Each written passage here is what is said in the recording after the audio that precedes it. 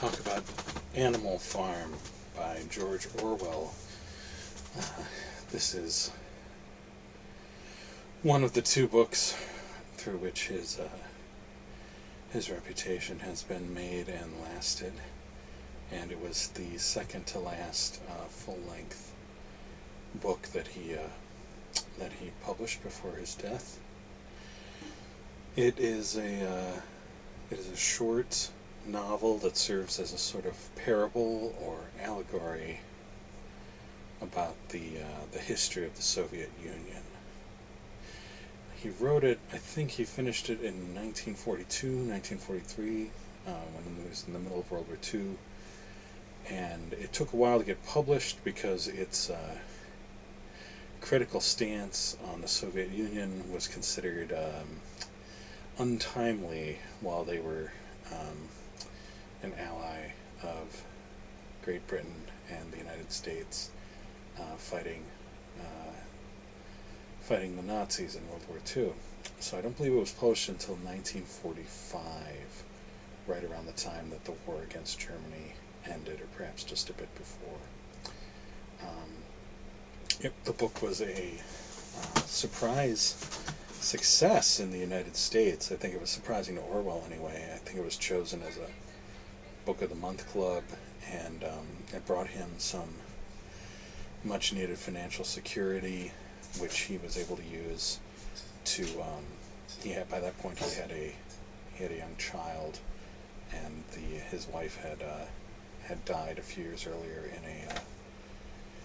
in a surgical operation, so he was raising a young kid, and he was able to use the money from Animal Farm to move to an island off the Scottish coast called the Isle of Jura, where he sort of set up a small kind of cottage farm, and where he wrote most of his final book, and the book that will probably be his lasting contribution to literature, 1984. Going back to Animal Farm, though, as a work, the book is just about perfect. It's very, very difficult to imagine anything being removed from it or added to it, which is one definition for perfection in a work of art. It begins on a farm, not yet called Animal Farm, where the animals have gathered to hear from an old pig a dream that he had, a dream of a better life where they weren't overworked, where they weren't exploited by the farmer who owned them.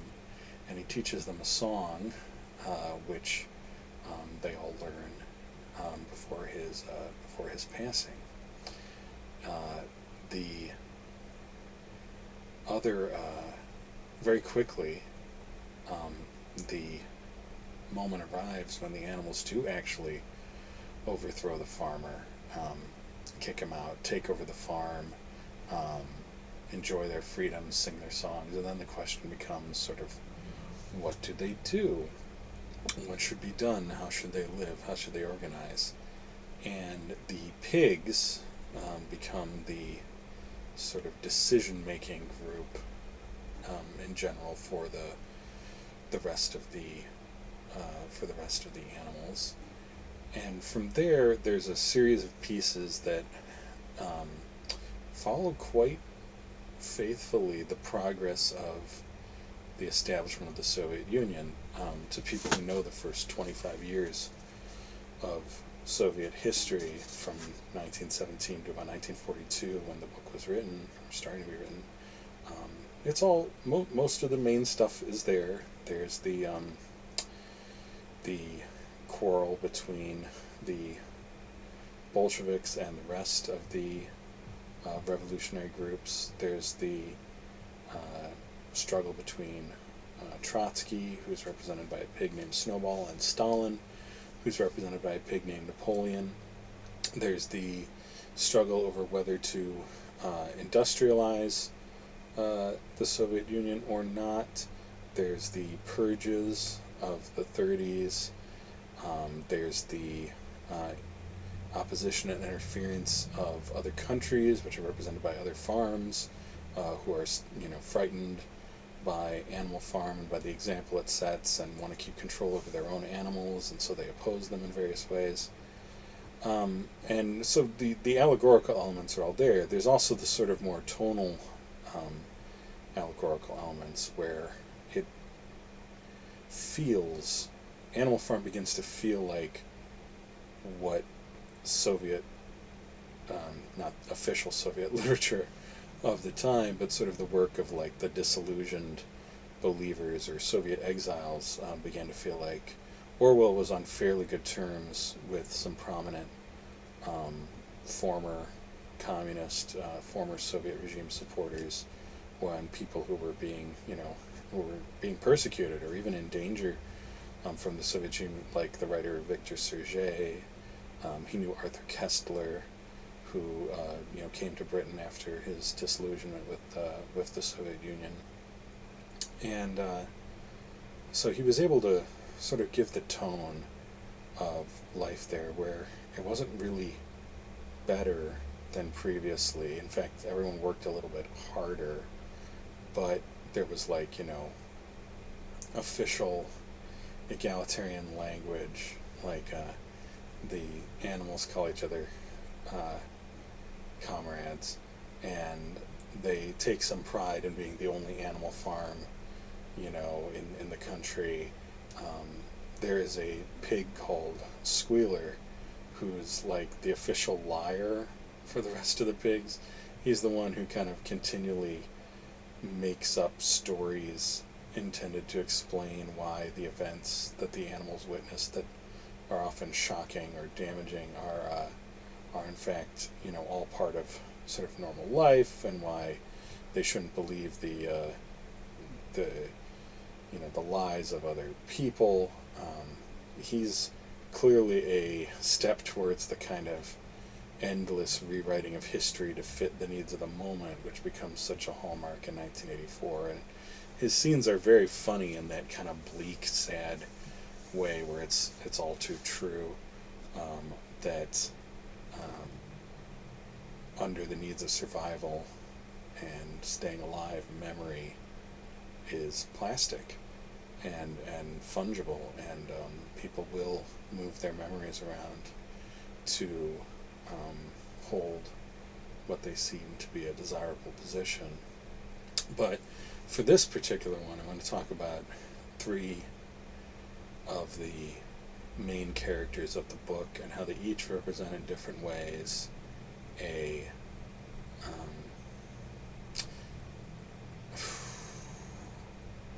tragic flaw or a tragic moment.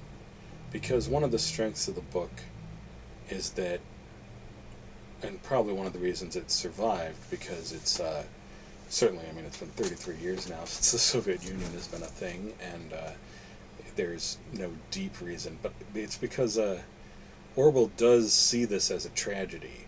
He presents the persecution and exploitation of the animals honestly, and you get the strong sense that a true animal farm would be a beautiful thing, would be a giant step forward.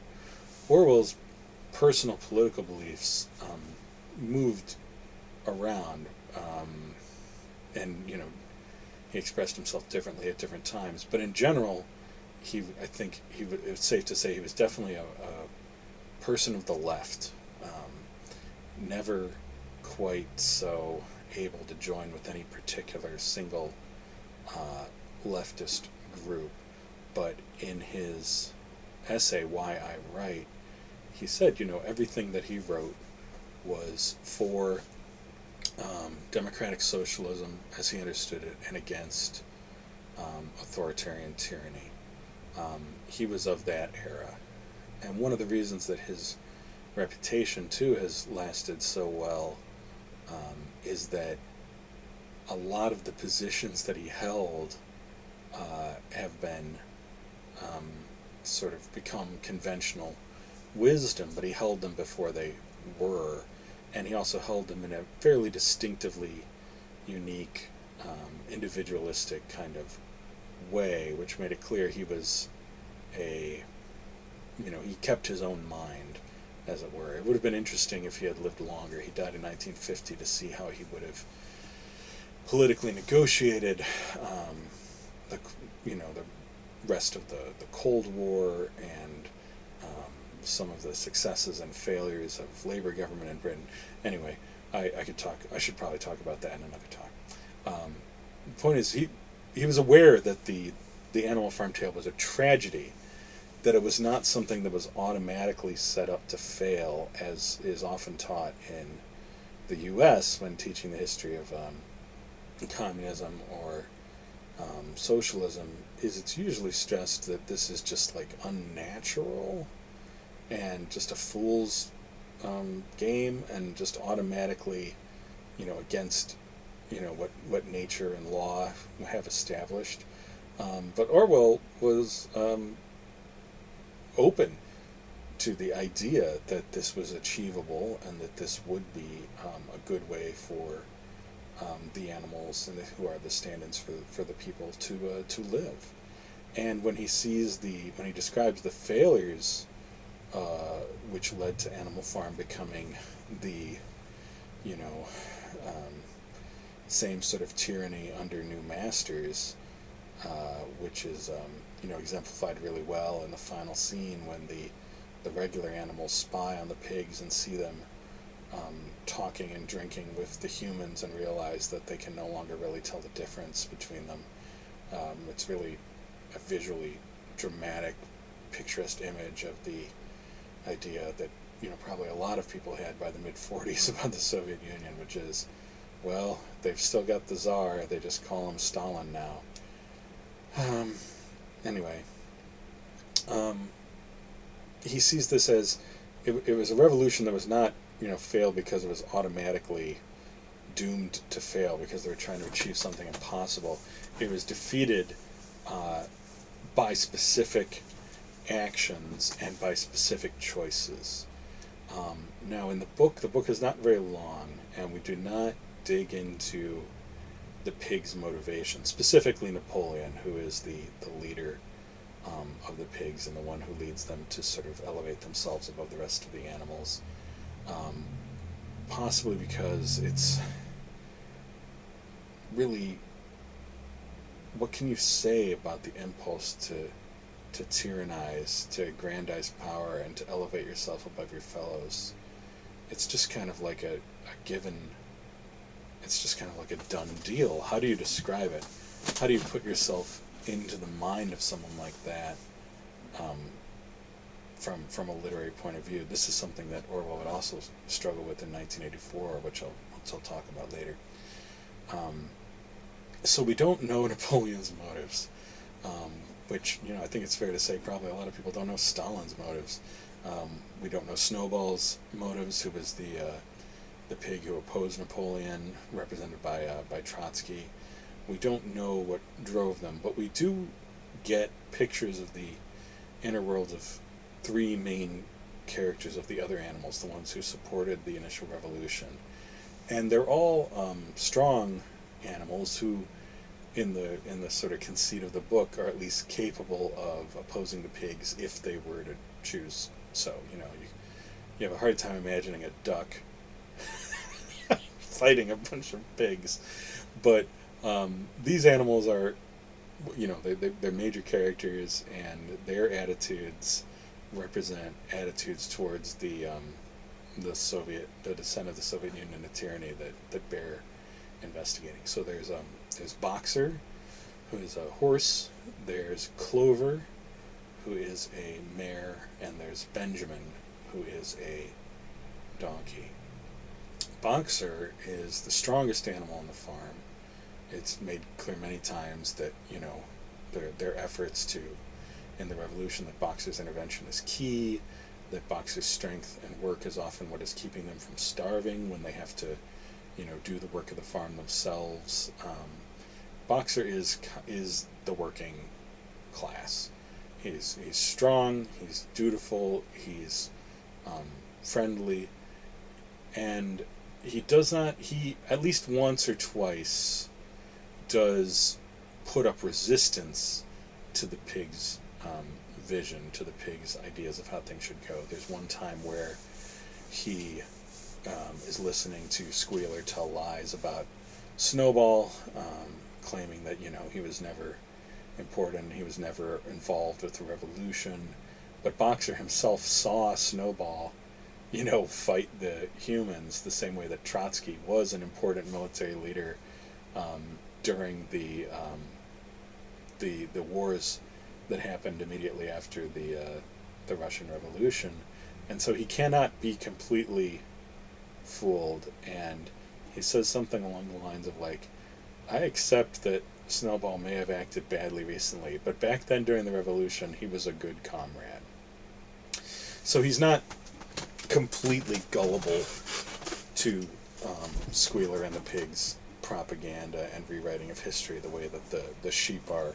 I do kind of wonder if maybe the image of the sheep in Animal Farm, by the way, is where we get the term sheeple in contemporary politics, referring to, the sheep in Animal Farm are kind of just like trained to repeat certain phrases over and over and sort of try to remove them from discussion by just overexposure.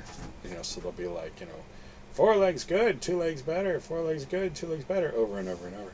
And I do wonder if maybe that image of people who are just kind of brainlessly repeating things is where sheeple comes from. The other time that I can recall Boxer opposing is at one point they advance on Squealer. He's lying to them too much. Squealer's like this little oily little pig, and no one likes him. And at one point, Boxer, he's like trying to run away from them. Boxer slaps his hoof down on him and holds him in position and looks up at Napoleon to see if maybe we caught this guy lying. Should I squish him or not? And he does this independently. Boxer does. No one asks him to. But then when Napoleon tells him to let him go, he does. So Boxer has at least the possibility of resistance to the pigs, but he never uses it. And the flaw that keeps him from taking more of a role in the revolution and making more of an impact on events seems to be, in Orwell's mind, that he confuses working harder with solving a problem. So, at more than once in the book, when the problem is being discussed or addressed, his solution is we all just need to work harder. He has a little bit of when all you have is a can opener, everything looks like a can. Is that no? When all you have is a hammer, every problem looks like a nail. That's kind of his approach. He knows how to work. He's good at it. He has a lot of energy for it, and so that becomes his go-to solution to problems in the book. And the idea that work itself needs to be directed or put towards good values is just it's not really his thing. Some of the animals in this book have learned how to read. The pigs have, for example. Clover has. Benjamin has. But Boxer does not. He has no intellect. He can't easily see things from other points of view than his own. And so because of that, he's very manipulatable. He tends to believe what people say to him. Not completely, not to the level of the sheep, but since he cannot deceive, he has a hard time understanding deceivers. There's the heartbreaking moment for him is during the sequence that sort of is the Animal Farm allegorical equivalent of the Moscow purges in the 30s. The animals are stunned and shocked at these killings and these recriminations and trials and so on, and at the end of it all, they're trying to draw some sort of lesson about what happened, and they can't see what's obvious in front of them in the face because it's all too confusing and complex. They can't just see, that these pigs are tyrants and they're killing people because it's too, it's too much for them. And Boxer's like, just sort of shuts it off in his head. And he says something like, "Well, I never would have thought it would have happened here. Such disturbing events. the only solution I can see is to work harder. And he just kind of locks it all away and doesn't think about it. And doesn't draw the lesson that another person might have easily drawn, which is that their leadership is corrupt and venal and needs to be overthrown. Then there's Clover. Clover is a mare. Clover can read, I think, at least partially, and supported the revolution. And Clover is a little bit more the romantic, the one who acts out of feeling. She notices that the rules, they paint these rules on the wall, which sort of stand for like the theoretical aspects of the revolution, are changing as time goes on. That, the pigs are rewriting the laws to support their own power. Napoleon is changing things to just sort of suit him, and she at least notices it and wonders what it means. But she is not. She's too nice. She's too nice. She doesn't understand the will to sort of thwart and dominate and exercise power either, and so she at least is willing to believe that she might have been wrong and that these were the rules all along. She is willing to give them credit for what they've accomplished. She's willing to see where things will go. And because of that, she loses her chance to influence events. The tragic moment for Clover is, I think, again, after the purges, there's a really affecting, well-written moment. One of the strengths of the book, by the way, is just how simply it's written. There's straightforward language throughout, no more than necessary description, no fancy words. Definitely one of the strengths of the book, and probably why it's lasted so long. It can be read by just about anybody as a straight tale. The allegorical aspects are essential to the book, but you could, I think, enjoy it quite fine and take lessons from it without knowing anything about the allegorical elements of the book, which is pretty special for an allegory. So Clover is sort of walking by herself on the farm and has one of those deep moments of sort of self-dismay and dread, where she thinks about how great it was at the beginning when they were singing their revolutionary songs and imagining overthrowing, and then it all came to this. Where was the dreams that we had? Where was the greatness that we were going to achieve, and the kindness and camaraderie? And instead we have all this kind of recrimination and rules and hard work and suspicion and anger. And she doesn't, put this in intellectual language, but she knows on some deep level something's very wrong, and she starts humming to herself the revolutionary song that really got this whole thing going. In others of his writings, Orwell writes about how revolutionary movements and popular movements need a song, and that really nothing else will do. And he gives examples of many, and how important it is at a certain point to have something like aesthetic and symbolic that kind of rallies everyone to the banner. So she's singing this song quietly to herself, and then Squealer comes across her and says, "Oh, comrade, you don't need to sing that song anymore." And she's like, "What?"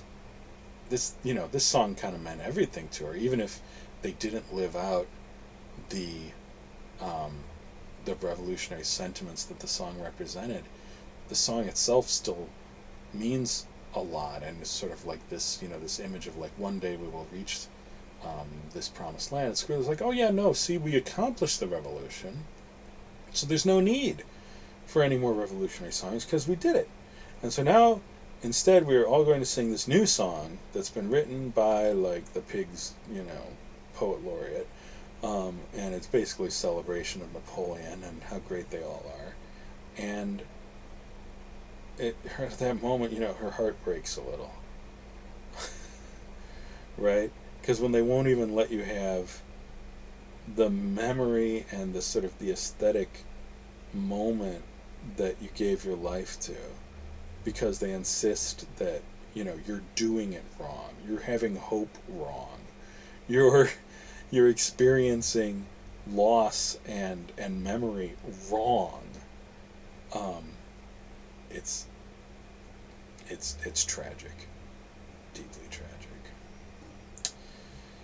And the final one is the donkey Benjamin. um, I find the elements with Benjamin to be the most sort of profound parts of the book, beyond just sort of a recitation of events, but like an investigation into how, what this story has to teach us for human affairs. I find the stuff with Benjamin the most profound. Benjamin's a donkey. He's really old. He won't tell anyone how old. He can read, but he doesn't like to. Uh, he's cynical. He does exactly what he's asked to do, no more and no less. If they ask him to do more, he does more, exactly more, and no less. And he sees the whole revolution with an air of, he doesn't object to it, he doesn't support it. The whole thing is kind of an air of detachment to him. Um, there's a famous phrase he has in there, which is, Benjamin asserted that life would go on as it always had before, which was badly. He cannot be convinced that things could be better, but he is not. He's not a true cynic. He's not like a pure cynic. I don't know if it's possible to be a pure cynic, but a pure cynic would be not just would be indifferent, you know. And the very fact that Benjamin thinks things have always gone badly shows that he at least has a vision of how things would go better. He just doesn't believe they ever will.